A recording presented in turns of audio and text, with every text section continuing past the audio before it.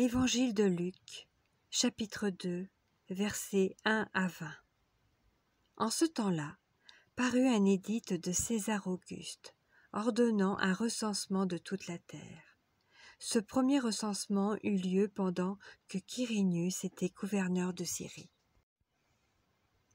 Tous allaient se faire inscrire, chacun dans sa ville.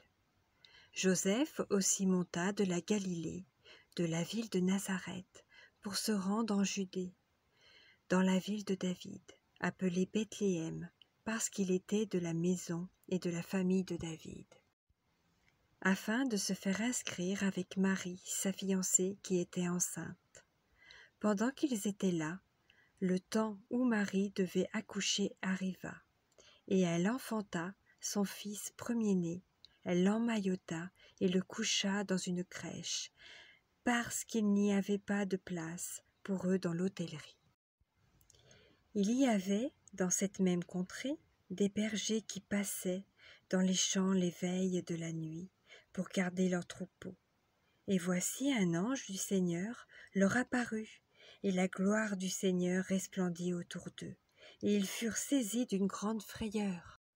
Mais l'ange leur dit : « Ne craignez point, car je vous annonce une bonne nouvelle, qui sera pour tout le peuple le sujet d'une grande joie. C'est qu'aujourd'hui, dans la ville de David, il vous est né un Sauveur, qui est le Christ le Seigneur. Et voici à quel signe vous le reconnaîtrez.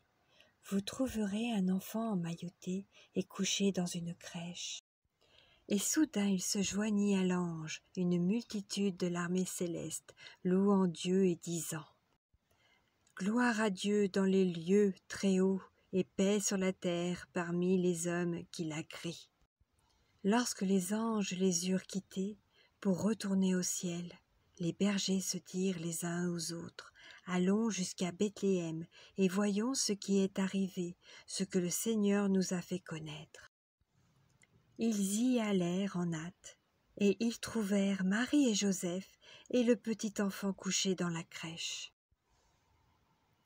Après l'avoir vu, ils racontèrent ce qui leur avait été dit au sujet du petit enfant. Tous ceux qui les entendirent furent dans l'étonnement de ce que leur disaient les bergers.